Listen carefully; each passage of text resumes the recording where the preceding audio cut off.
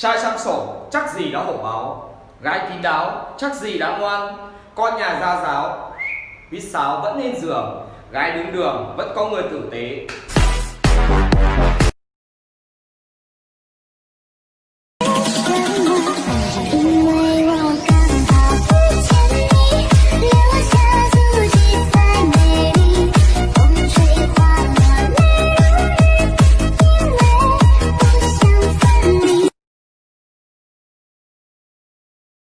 Nhớ rồi. Nhớ rồi. Con bèo chào. Bèo là.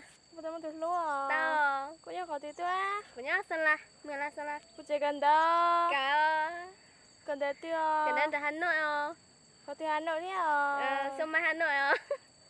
Muốn chơi xong là. Muốn có cho xong. Gần đây ta mua chi thế à. Gần đây ta cô nhớ. Cô mua yếu gì à. Nhưng mà chị rồi. Chẳng cái gì đi. Bé hà gì nhớ rồi. Nhìn nhớ tới chị Ninh nữa. Nhớ chị ta là cũng nhớ chứ. Cô muốn đi Facebook à. Mua. Cô đi Facebook chào. Đi Facebook bánh ngọt nè. Cô chơi luôn à. Ăn luôn. Đi luôn chả thế à. Đi luôn lệ sao. Cô từ số điện thoại nè. Nhớ chỉ mua số điện thoại à.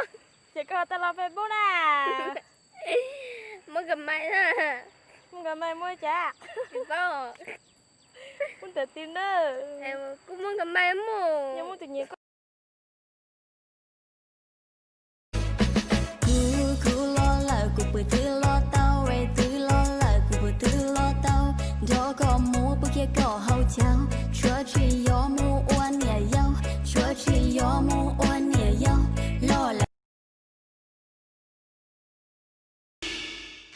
Yuan nalita ego thia nia Yu ualita thia trao có xia Sa có cu yo có mềm lúc xia Sa có cu yo.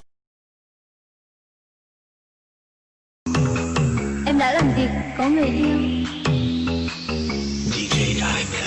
Em đã sợ ế đi nào.